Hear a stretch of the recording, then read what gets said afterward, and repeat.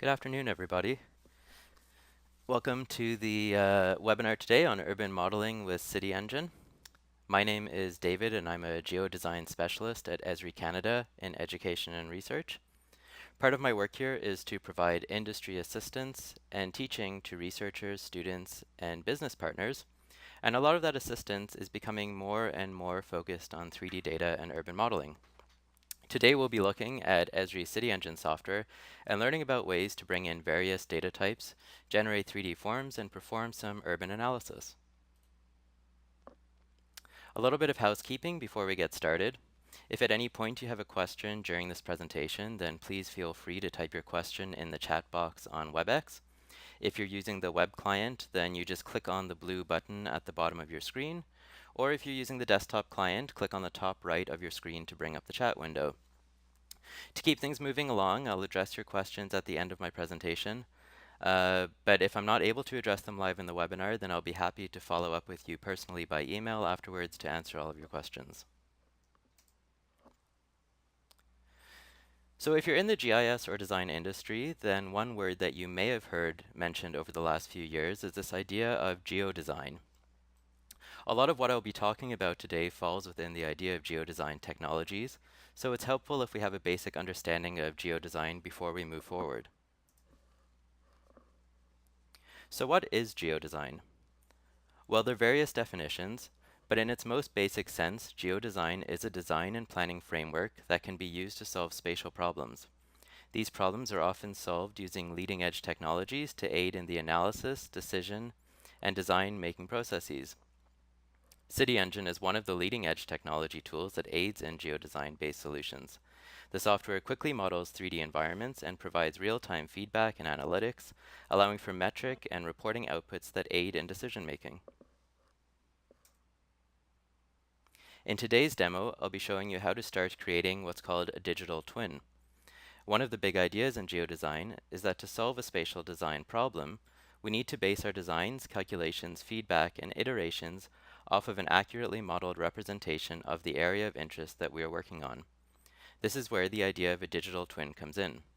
A digital twin is a digital replica of assets, processes, and systems, and it acts as a test bed for new ideas where simulations can be performed. I will be using CityEngine as a starting point for creating a small digital twin model that can help decision makers and planners. So what is CityEngine? CityEngine is a parametric rule-based 3D modeling program that allows us to generate accurate data-driven representations of cities and surrounding areas. The software is typically used to model urban environments, but as you will see, there's a wide variety of areas that CityEngine has been used in. CityEngine is most commonly used in the architecture, urban design, and visualization fields, as well as local government, where it is used to model cities, development proposals, and to perform analysis on street and pedestrian experiences. Transit modeling is also modeled quite often, and shadow and view analyses are often performed.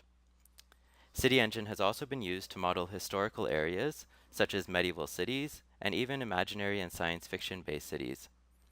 The software is also used in defense simulations to model out and simulate areas of conflict before servicemen and women are deployed, and the software has even been used to help create feature films on the big screen, where you would have seen CityEngine modeled skylines and streets in movies such as Cars, Zootopia, Blade Runner, and even destruction scenes in Independence Day. At a high level, a typical CityEngine workflow looks something like what we're seeing on the screen here. We would first start to source out our data. In the case of my demo here, I'll be using Esri's base imagery to create a base map, as well as freely available open data from the City of Toronto to download roads, buildings, open spaces, and trees. I also have some high detail textured data that I have sourced from a partner organization, and I will be adding this 3D data to my model as well. Once we've sourced out our data, we import that into CityEngine, where the software automatically recognizes and displays 3D features, 2D streets, and building footprints and elevations. CityEngine rules are then applied to the imported data to add textures, improve visualizations, and metric outputs. The rules that we use are typically rules that CityEngine provides off the shelf, or they are custom created rules written in CGA or computer-generated architecture scripting language. After our scene is completed in CityEngine, we can take the data and share it with others as a CityEngine scene, a published Esri web scene service, or we can even export that data into a form that can be read in third-party software for additional rendering, more advanced 3D modeling, or to add more complex interactive aspects to our work. The way that we typically create 3D models in CityEngine starts by bringing in our 2D shapes or CAD data and applying CGA rules to those shapes. If attributes exist in the data that we have already imported, then those attributes can be read by the CGA rule set to help inform what the resultant rule-based 3D model will look like. One of the great aspects of CityEngine rules is that they can be refined over time, meaning that as we improve our understanding of CityEngine and get better at rule scripting, we can tweak and enhance our rules to create more detailed and accurate models. This is what's called iterative refinement, as we see at the bottom of the slide.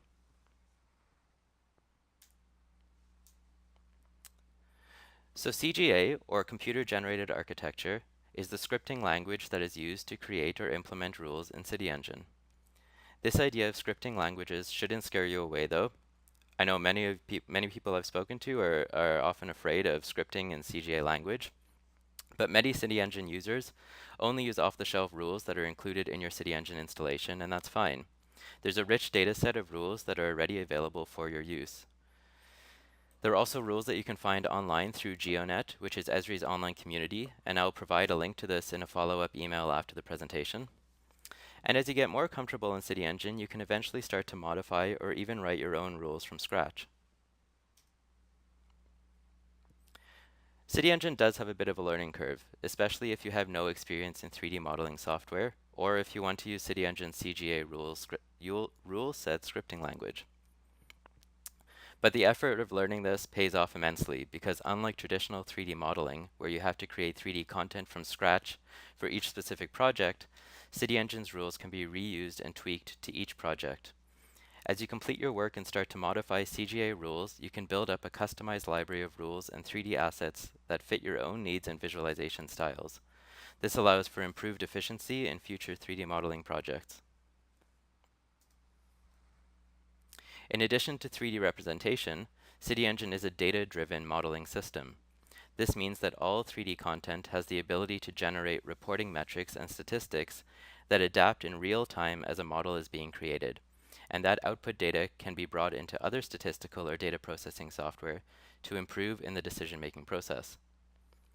This is one of the major reasons why CityEngine is proving to be so useful in a geodesign context. It's not just about representation, it's also about accurate data modeling and outputs. So let's dive into CityEngine. This is what the CityEngine interface looks like. You can see at the top of the screen is the menu bar, and this is typical to most programs on our computer. On the left-hand side is the navigator window and the scene editor. And the navigator window acts as a file manager system from within CityEngine and also helps to keep all of your data and rules organized and under control. The scene editor allows you to turn various data layers on and off, and also lets you easily select and lock features in your 3D window. The 3D viewport in the middle of the screen is the main area where most of your 3D work will be occurring. CityEngine allows for multiple 3D viewports as well as scenario modeling with different scenarios visualized. But to start out with today, we'll just use one viewport. Finally, on the right-hand side of your screen is the inspector window. When the rule is applied to your data, the rule parameters and options will appear in the inspector window. You can also use data attributes and metric-based reporting on this part of the screen. So when you start CityEngine, you'll typically create a new project. And in each project that's created, CityEngine automatically creates a series of folders to help organize your content. The starred folders that you see here are likely going to be the most useful folders that you would use in your projects. So the Assets folder, which is on the top left there, stores your textures and models. The Data folder below stores your GIS data, both 2D and 3D, as well as CAD data. An important thing to note, though, is that CityEngine creates its own instance of data when it is imported into your project. So what this means is that if you bring in some building footprint data from a geodatabase and then edit that data in CityEngine, it will not be automatically updated in the geodatabase that you imported from, unless you specifically push an update back to the geodatabase through an export function. Moving on, your maps folder contains terrain data and aerial imagery. The rule folder below that contains custom created and modified CGA computer generated architecture rules. And finally, your scenes folder contains the multiple 3D scenes and visualizations that you will use, that you'll be creating and using within the project that you're working on. In terms of data representation, we have the ability to bring in 2D data. That's typically building footprints, tree points, polygon zonal areas. And we can also bring in existing 3D content, being multi-patch 3D features, SketchUp models, or other third-party massing, 3D massings made in third-party software. Streets and sidewalk networks can easily be imported, and CityEngine automatically detects these networks and applies a specific set of processes to try to keep road networks connected and in working order. We can also bring in terrains, aerial imagery, and elevation data.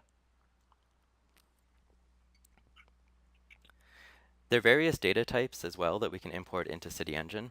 We have direct read of your typical spatial data types, such as shapefiles, feature classes, and geodatabases. And we can also directly read in CAD and image data. For data types that are not natively supported in CityEngine, there are usually workarounds that we can use to bring the data into the software, but there's typically an in-between data processing step. So using this more complex import method allows us to bring in BIM and Revit files, as well as other 3D model formats that you don't actually see listed here on this table.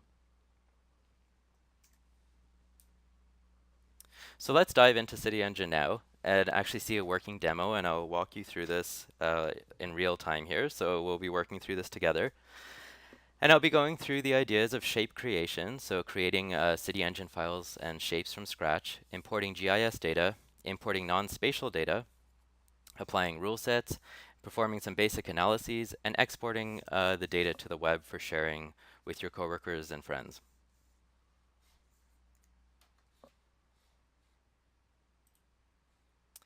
So this is what CityEngine looks like when we start it up. And the first thing that I'm going to do, I've already actually created a project here and populated it with some of the assets that and rules that I'm going to be using in this demo. But it's very simple to set up a project. And the first thing that I'm going to do once I've set up this project here is to create a new scene. So I'm going to right click on my scenes folder here and say new CityEngine scene. And I'm going to type in a scene. So I'm going to call this urban modeling demo. I don't need to worry about the coordinate system at this point, and I'll just click finish. So what we see after this finishes is a blank grid, and so this is now in our 3D viewer, and I can move this around and we can see the sky here. There's nothing in here, but we're going to start to add in the data. So the first thing that I want to do is add in a base image, and so to do this, I'll click on File, Get Map Data.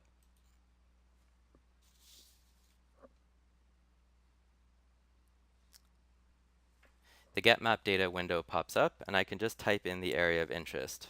In this case, I'm going to be doing a demo in downtown Toronto, and it happens to be around OCAD University.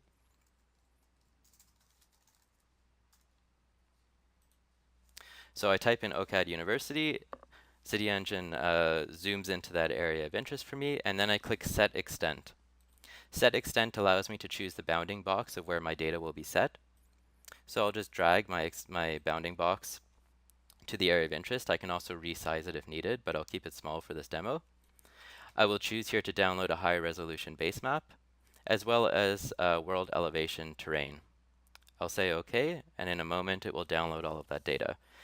You can see as it's downloading the data, the scene is automatically being set to a coordinate system of UTM zone 17N, which is a projected coordinate system that is applicable to the Toronto area.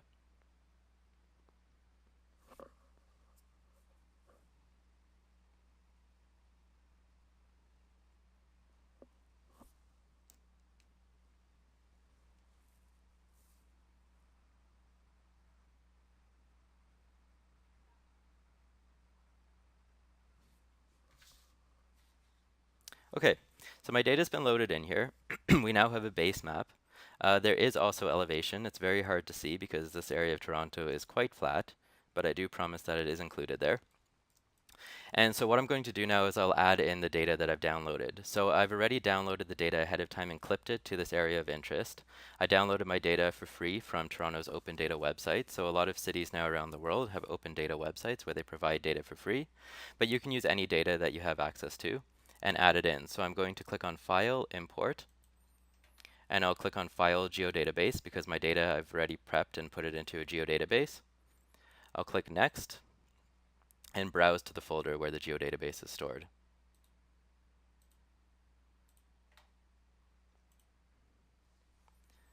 You can see that the data is being read properly because once I add in that geodatabase, you can see the various features that are being detected in that geodatabase.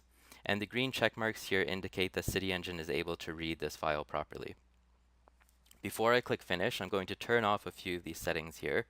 CityEngine automatically tries to clean up some of the data that we bring in, but in this case, I don't actually want it to do that. So I'll click Finish. And you can see that my data is now being imported.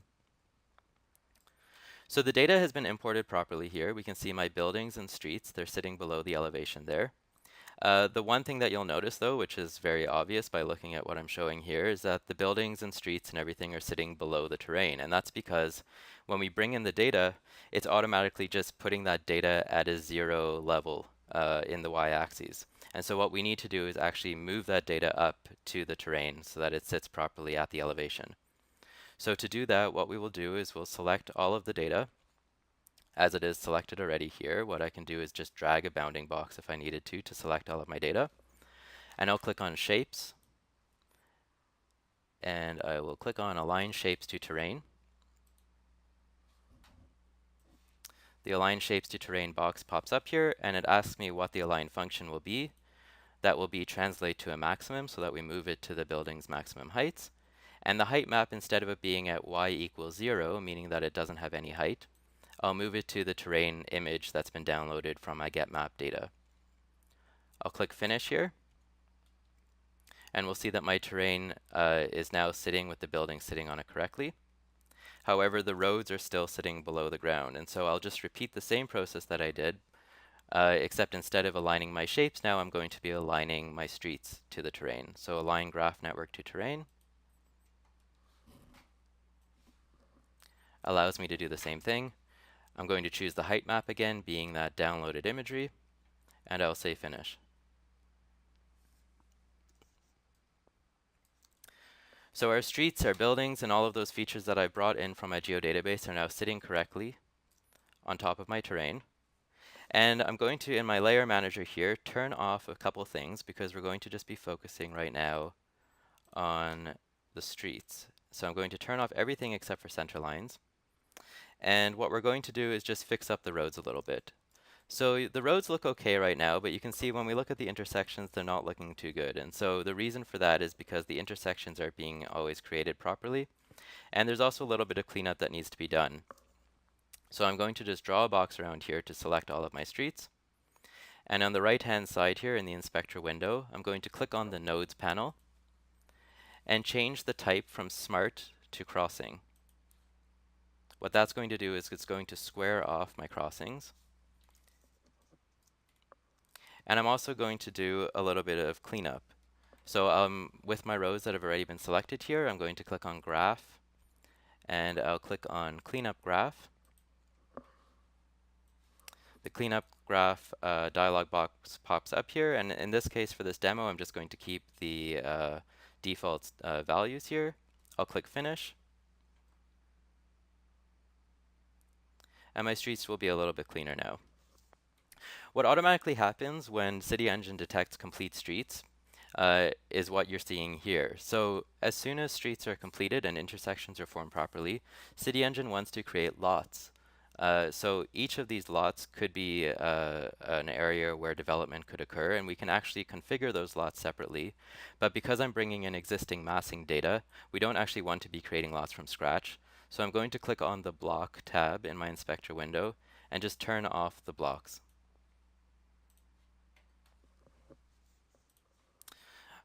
If I turn my terrain back on here, we'll see that the streets are now looking pretty good. But there's some areas here that we can see where the terrain and the streets are intersecting with each other. So we need to fix that. So I'm going to right-click on my center lines and select all of them again. I'm going to realign my graph network to the terrain. I'll just keep it again at imagery. We can also add an offset if we wanted to bring up the streets a little bit higher than the terrain, so they're floating a little bit above the ground. That fixes it a little bit, but we still have a problem here. So to finish this off, what I'm going to do is actually fix my terrain to fit within the roads. So to do that, I'll click on Layer, Align Terrain to Shapes. And what's going to happen now is the terrain itself is going to be adjusted to fit within the shapes that I've brought in. So again, I'll just keep the default values at this point just to follow along with this demo and to keep things moving smoothly here. I'm going to click Apply, and you'll see that now all of my roads are sitting properly on the terrain, so the two aren't conflicting with each other anymore. Before we continue with the data that I've imported in here, I'm going to show you a little bit about creating data from scratch. So what we can do in CityEngine is we can also draw in data if we wanted to. So if we didn't have data to import, we could actually start tracing over building footprints or just drawing things from scratch. So I'm going to click on the polygon shape creation tool here, and I'll just create a building footprint. So I literally can just click to create my building footprint. I'll keep it simple and square for one of them. And the other thing I'm going to do is I'll create a more complex polygon. In CityEngine 2018, we actually have the ability to draw curves now, and I do that by holding down the A key on my keyboard. So I'm just going to draw a simple curved shape.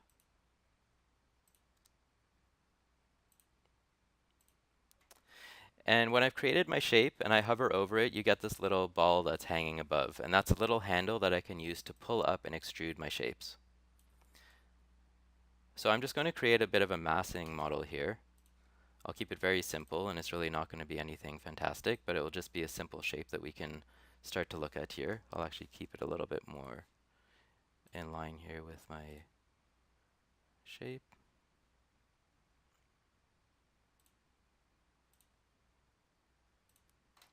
We'll pull this up.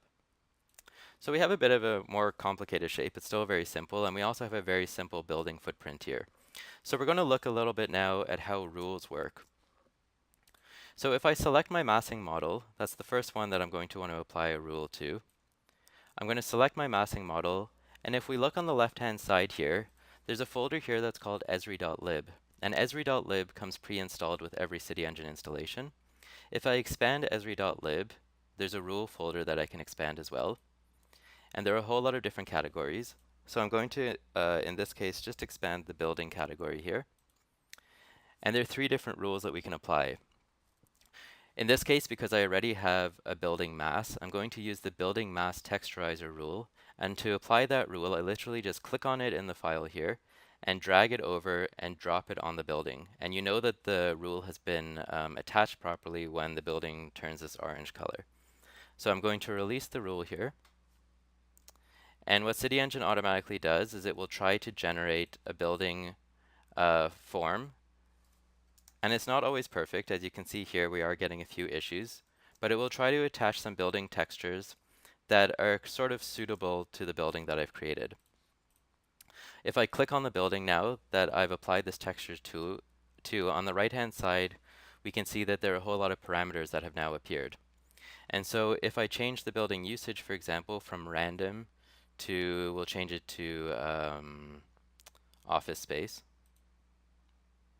the textures actually change as well to reflect that new building usage.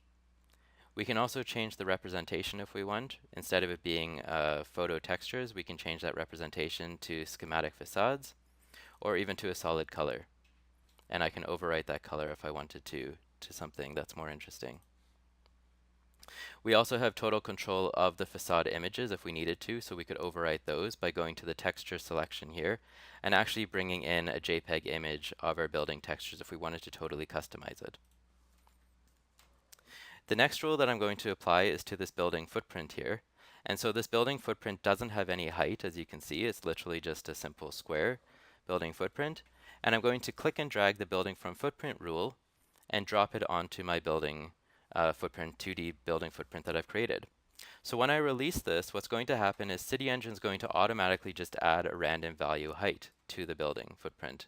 So in this case, it's added a very large tower. But if I click on the building from footprint rule, again on the right hand side here, I have the ability to change my parameters. I'm going to change the eave height here to change the height of this building. This is in meters, by the way. I'm going to change this down to 50 meters. I can also just enter in the value manually. And the same thing happens here is that as we change the eave height or the height of the building, CityEngine will automatically adjust the textures to be a little bit more suitable to the style building based on its height. I can change also the building usage again, so I'll change it now to residential. Or I'll change it to something, change it to office maybe. There we go. I can also change the setback of the building. So instead of having the setbacks that you're seeing here, I can say that I rather just want it to be a solid extrusion. And I can have full control again with realistic facades. I can change it to schematic. I can do whatever I want to the building. So this is a really easy way of applying textures. I'm going to just delete these because we don't actually need them for the demo when we're creating this digital twin right now. But that's a really easy way to quickly apply rules that are existing and out of the box with the CityEngine software. I'm going to turn on my massing models here. And the massing models in this demo we're going to be using have been downloading again from Toronto's Open Data, so they're pretty good high level of detail massing models.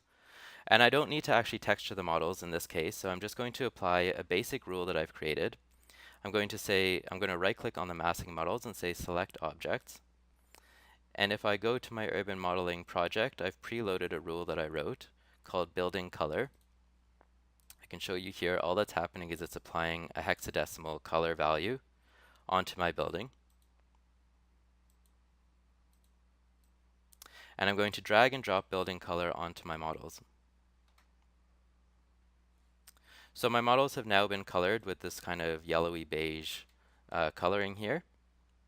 Just to speed things up, I'm going to turn off the shadows and ambient occlusion at this point. We'll turn that back on a little bit later. And the next thing that I'm going to do is I'll lock my models because now the buildings have been completed at this point. And I'm going to focus on my streets. So if I select all of my streets, I'm going to right click there and say select objects. And I go back to esri.lib. There's a street folder that contains two rule sets called Street Modern Simple and Street Modern Standard. These rules are great for applying basic visualizations, but what I'm actually going to do, and I'll quickly switch back to my presentation here, is I'm going to apply a rule called the Complete Street Rule Set. And this rule set was created by David Wasserman, who is one of the employees at Esri down in California. And he created a really robust rule set that creates street visualization where you can modify a whole lot of different objects and lanes and textures on streets themselves as well as on sidewalks. And in addition to having the visualization component to the complete street visualization, we also have the metrics and data output that's coming through that. So I'm going to, I'll share that link with you later, but I'm going to expand the complete street rule folder here. And I'm going to drag and drop the complete street rule set onto my streets.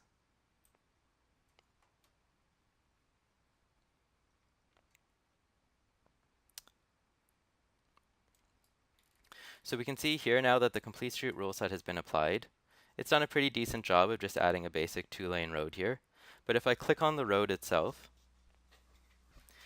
you can see on the right-hand side with the complete street rule that's been attached, we have a ton of parameters that we have the ability to change. And we can change everything from the number of vehicles on the road, number of pedestrians on the sidewalk, the textures of the roadway, the number of lanes, if there's parking, if there's a boulevard, if there's a median, if there's an HOV or a transit lane. In this case, I'm just going to keep it as it is, but I'm going to change the level of detail to very high so that we populate it with a few cars on that road. And again, I have the ability to even change the density of the cars on the road. And if I scroll down to the bottom of the selected roadway and go down to my reporting tab here, we can see that there's a whole lot of information that's being reported on this section of road that I've selected. So here we have everything from the width of the road to the modal preference. We can enter in if people prefer to use this road for regular vehicle usage, or for transit or bus usage, or for cycling. We can even enter in the speed of the road and calculate some of the braking distances. We can calculate the cost of paint that's being used and asphalt that's being used to actually lay down the road. We can even calculate vegetation metrics if we put trees and vegetation on the boulevards and on the sidewalks. So this is a really robust rule set that I highly recommend using. But in this case, we're just going to keep it as it is right now, just to keep things moving along. And I'm going to lock my center line layer on the left-hand side here because we're done with that for now. And we'll move on to the next feature that I brought in. In this case, it's going to be the parks layer that I've downloaded. So here we have some park polygons. There's a big one here, and there are a few smaller ones around in the rest of my scene. And I'm going to do the same thing. Now we want to populate my parks with vegetation. So I'm going to right-click on the parks layer and say Select Objects. Again, in esri.lib, I'm going to expand that folder. And in the Rules folder, I will expand the Plants folder this time. And there are two rules again, and this time we're going to use one that's called the Plant Distributor rule. And the Plant Distributor rule pretty much distributes vegetation and plants within a polygon that I've selected. So I'm going to click and drag and drop this onto my polygon. And we can see that the area is now being populated with vegetation. So the vegetation doesn't really look 100% accurate in this area of the city. This isn't really an urban tree look. This is something that looks like it would be more out in the mountains. And I can change that, but just by changing the mix on the right-hand side from random forest to zone 6 trees. That's the tree zone that we're in Toronto, to get some trees that are a little bit more suitable. I can also change the density of the trees if I want to make it a little bit more or less dense. And I can even change the different heights of the trees to have a maximum and minimum height, or I could even change the overall visualization of those trees. So we've now populated the trees. The last layer that I brought in here is a fire hydrant layer, and that's really just a point layer that I brought in to CityEngine. And so you can see here there are these really small points that I brought in. They're scattered all throughout the scene. And again, I've created a very basic rule here, and I can share that with you in a follow-up email after this demo. And what the rule does is it just places a fire hydrant object that I've downloaded and brought into my scene. So in my assets folder here, I've brought in a fire hydrant object. If I'll double click on this here, and you can see what I'm talking about. This is the fire hydrant object that I've downloaded and brought into my project. And the rule that I'll be applying pretty much just adds that fire hydrant object on top of the point. So I'll just click and drag firehydrants.cga, drag it onto my points, and I now have fire hydrants scattered throughout my scene. We can also do underground utilities if that was something that was more interesting or more useful to you. It's exactly the same process, except instead of working above the ground, we'd just be looking below the ground.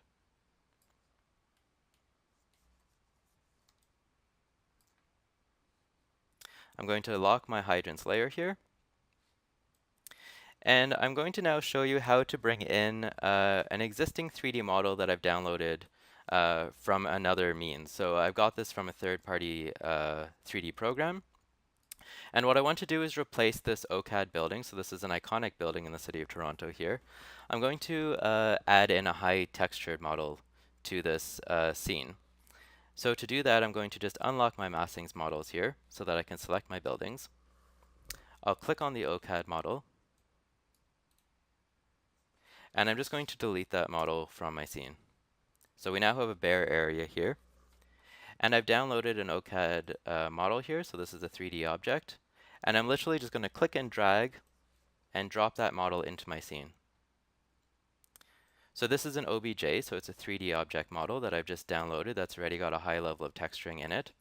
And when I drag and drop this model into my scene, I have the ability to move it around just by clicking on this little yellow circle here.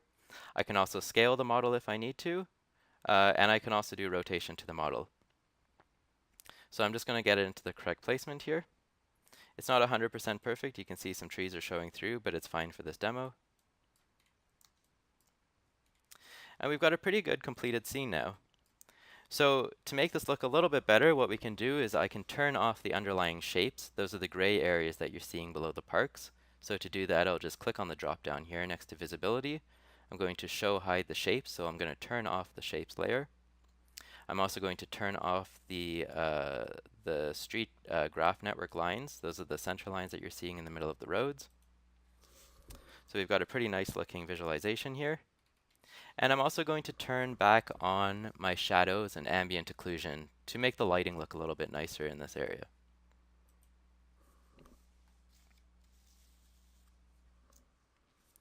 What we can do now that we have a fairly complete scene is we can start to do a bit of a shadow analysis. So to do this, we have the ability to adjust the sun controls. To do that, I just click on this little sun and cloud icon at the top right here. And I have the ability to drag my solar elevation angle or azimuth angle to adjust the shadows in my scene. So I can see at different times of day or year exactly what the shadow coverage will be around my buildings.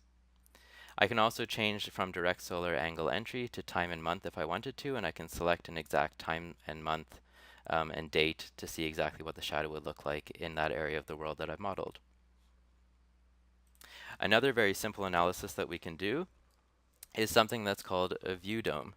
And so if I click on this little eye in a circle icon here,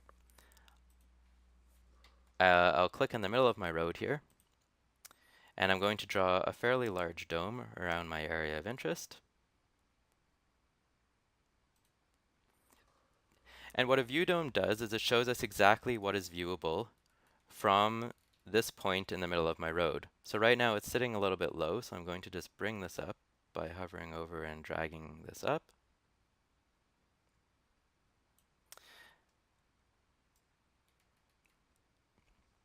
And so what we can do here now is if we look in the actual 3D view here, everything that's in green is something that's visible from the point of where the circle is being presented. And everything that is red is something that is not visible right now to the viewer from that point. If we look in the inspector window here, we can see a clearer picture of exactly what's seen. And instead of showing us what's visible and what's not visible, it's actually splitting it up by layer. So we can actually see exactly how much of each layer is visible now with percentages and values. So this becomes really useful if you wanted to measure something such as hardscape versus softscape or concrete versus vegetation in your scene. You can quickly get those metrics and see exactly how much of something you can and can't see. I'm going to turn off this layer right now. And the next thing that I want to do is share this layer with my coworkers. So to do that, what I need to do is unlock all of my layers and just select everything. So I'll say select all, and everything has been selected here. And I'm going to publish this now to a 3D web scene. So to do that, all I have to do is click on File, Export Models, say CityEngine Web Scene, and say Next. I'll go through the process here of changing these settings if I needed to. In this case, I'm just going to keep the default. And I'll say Finish. Just to save some time, I'm not going to click Finish because it does take a couple minutes just to publish the scene. But once the scene has been created, it will show up in my Models folder. And to share this in ArcGIS Online, all I would do is right-click on it and say Share As. And I would upload this package to my ArcGIS Online account.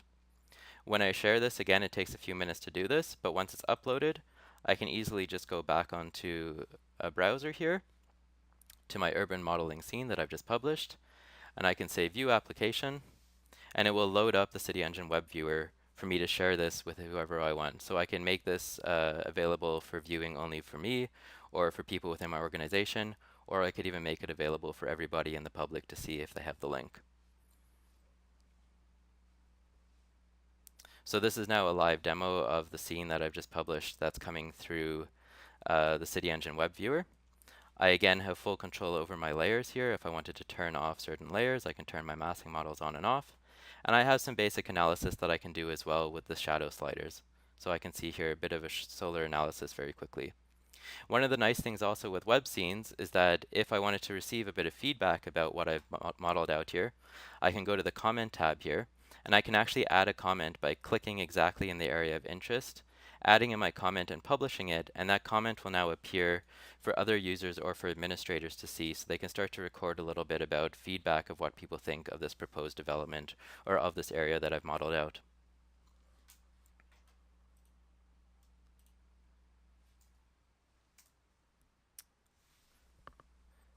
So now that now that we've created our scene in CityEngine, you'll probably still have some concerns and questions. So I'll be sending out a link after this webinar that will provide you with the following links and resources that you see on the screen here. But to highlight a few, we have the Esri Canada Higher Education Learning Resources website, which contains some great CityEngine and GIS related tutorials. There's also a tutorial on there that we recently uploaded, which shows you how to bring BIM data into CityEngine. I can show you that very quickly if I can get out of my presentation. There we go. So this is the Higher Education Resource Finder here. And if I type in CityEngine, you can see that there are quite a few CityEngine demos that you can look at here, including this new one, the BIM to CityEngine workflows.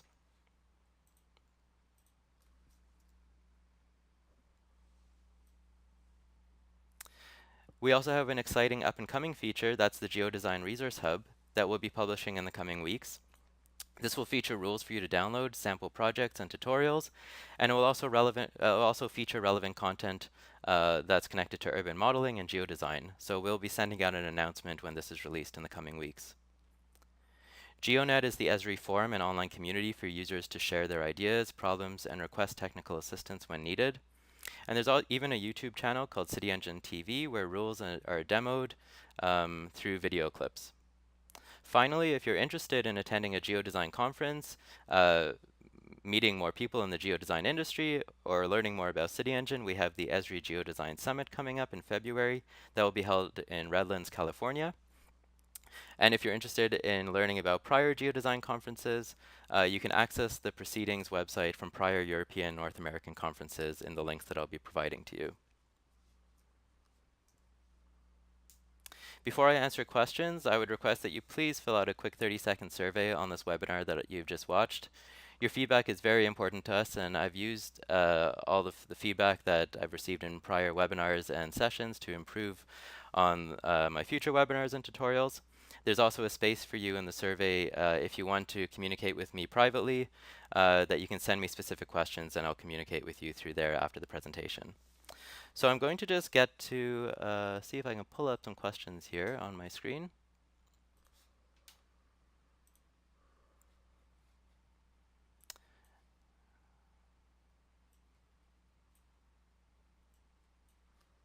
Oh.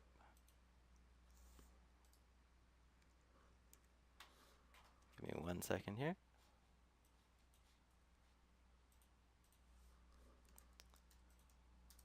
So this is the chat link if anybody is interested, or the survey link for anyone who's interested. Let's see what some questions are here.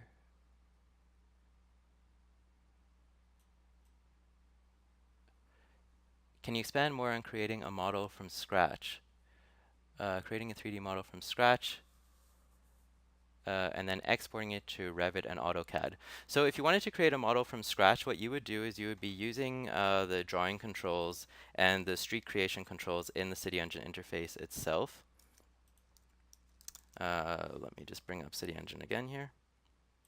So you'd typically be wanting to use these polygon shape creation tools, rectangular shape creation tools, circular shape creation tools, and also the street creation tools. So we have freehand, polygon, and we can also do curved streets. That would really be the way that you'd be creating all of your data from scratch. If you're creating 3D forms, you can be using the texturing tools to add in images. There's also a facade wizard in CityEngine that allows you to quickly kind of divide up a facade based off of a photograph and map that photograph onto the buildings that you're modeling out. So the way that we would typically create a model from scratch if we didn't have any existing data is we would ideally want to, if we're modeling out an existing area, we would download that aerial imagery into our scene, and I would start to trace out the building footprints and actually start to model it out from there. If we wanted to take that data and then export it into a format for a third-party application, or if we wanted to export it into CAD, we could do that as well. I can either export, if I go to export models here, I have the ability to export into a Autodesk FBX. So that's a 3D format that I can export into. Otherwise, I can export it back into file GDB, and in ArcGIS Pro, I can convert that into a DXF format. I have a question here about whether CityEngine is available to universities with their ArcGIS education software licenses. I believe that CityEngine is available. It depends, I think, on your location. If you want to email me separately about that, I can definitely look into that. It depends if you're based in Canada or the US, or if you're an international client. I can provide that information to you privately. There's another question here regarding the rules, asking how they are created, if there's an interface that we need to use, or if they're scripted, and if they are scripted, what language is it used.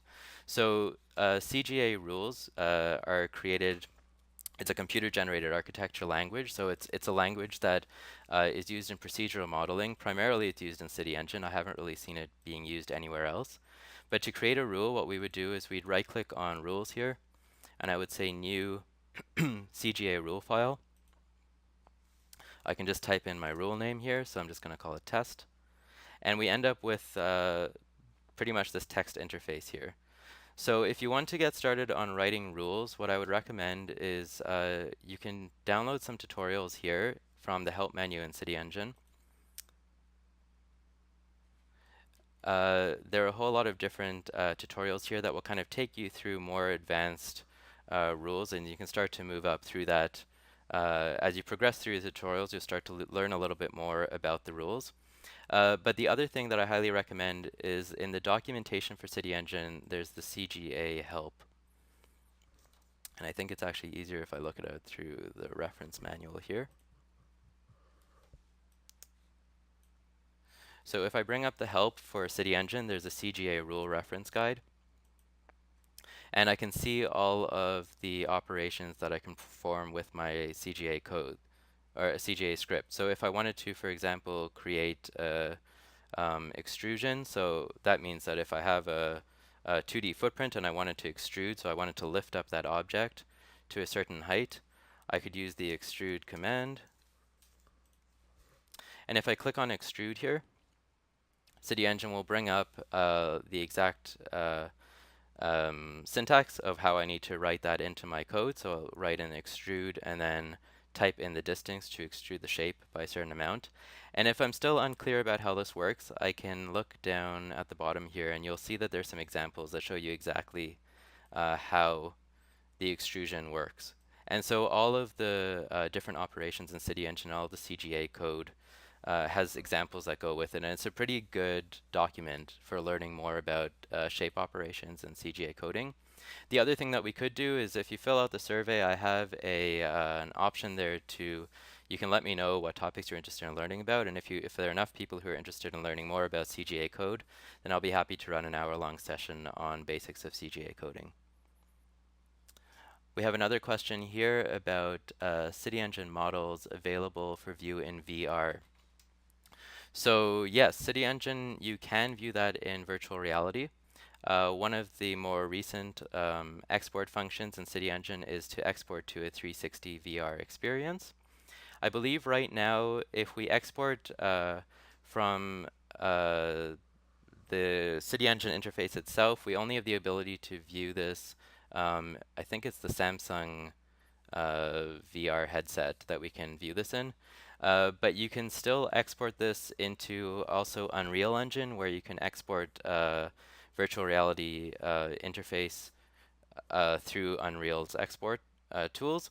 And on my end here, what we often do is we export also into Unity engines. So Unreal and Unity are some of the gaming engines that are used for more advanced simulations and renderings. And so we can create very easily virtual reality experiences within those gaming engines using the export from CityEngine.